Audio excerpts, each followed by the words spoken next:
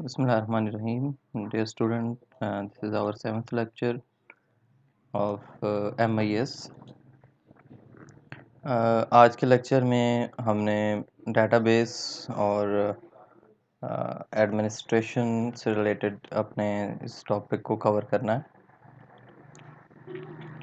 तो डेटाबेस की मैनेजमेंट के अंदर जो पहला वर्ड इसमें यूज़ होता है वो है डेटाबेस एडमिनिस्ट्रेटर, जिसको हम DA कहते हैं। तीन तरह के यूज़र्स होते हैं जो डेटाबेस को यूज़ करते हैं। एक DBA, डेटा बेस एडमिनिस्ट्रेटर।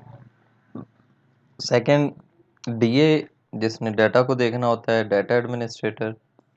और थर्ड नंबर पे आता है हमारे पास एंड यूज़र, जिसने उस डेटाबेस को यूज़ करना होता है। तो ये तीन तरह के यूज़र्स होते हैं जो डेटाबेस को यूज़ करते हैं। डेटाबेस एडमिनिस्ट्रेटर के पास क्या एक्सपर्टीज़ होती हैं? The expert directing the database, defines database schemes and store structures. ये काम इस डाटा एडमिनिस्ट्रेटर का है। Specifies the access method, entry rule and integrity constraint. किसने डेटाबेस को असेस कर सकता है? एंटिटी के rules. Entity means anything participating in system is known as entity.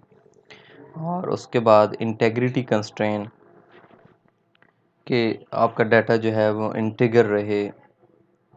उसके बाद डेटाबेस यूज़र्स। सबसे पहले हमारे पास आता है एक्सपर्ट यूज़र और दूसरा है हमारे पास naive user. Interact with the system by DML calls. और नेव यूज़र्स के अंदर interact with the system by application program. Application program के थ्रू इंटरेक्ट करता है। उसके बाद हमारे पास फाइल मैनेजर आ जाएगा, responsible for storage, size and retrieval. Database manager के अंदर ये सारी ऊपर वाली चीज़ें इस डेटाबेस मैनेजर देखता है। Query processing, translate a query language into low level instructions. उसके बाद DDL compiler, convert TDL statements into database metadata. तो ये चीज़ें हैं जो हमारी standard terminologies in database management. तो आपको ये चीज़ें याद होनी चाहिए: database administrator, database user, file manager, database manager, query processor और DLD कंपाइलर। उसके बाद standard terminology in database management. Query processor जो हाई लेवल लैंग्वेज की क्यूरी को लो लेवल इंस्ट्रक्शंस के अंदर कन्वर्ट करता है। DDL compiler converts DDL statement into database metadata. उसके बाद data file store the data themselves, खुद से स्टोर करता है। Data directory store information about the structure of the database. Indices accelerate data retrieval from the database. Data collection terminologies के अंदर surveys आते हैं, डेस्क रिव्यू आते हैं, ऑब्जेक्टिव मेजर्स और टेस्ट आते हैं, इंटरव्यूज़ आते हैं। डिफरेंट टेक्निक्स हम डाटा को कलेक्ट करने के लिए लगाते हैं। सर्वे, आपने कोई क्वेश्चन फिल कर लिया और आपने लोगों से फिलअप करवा दिए। डाटा कलेक्शन फ्रॉम रिकॉर्ड्स, उसके बाद ये सारी चीज़ें आपके डाटा कलेक्शन की टेक्निक्स के अंदर आएंगी। चैलेंजेस क्या होते हैं डेटाबेस को डील करने के लिए? डाटा रिडंडेंट होता है और उसके बाद इनकंसिस्टेंसी होती है इसमें डाटा में। Information should be generated at different points, the data set be updated consistently। एक तो ये प्रॉब्लम आता है। डाटा की integrity, data stored should fulfill certain prescribed constraints।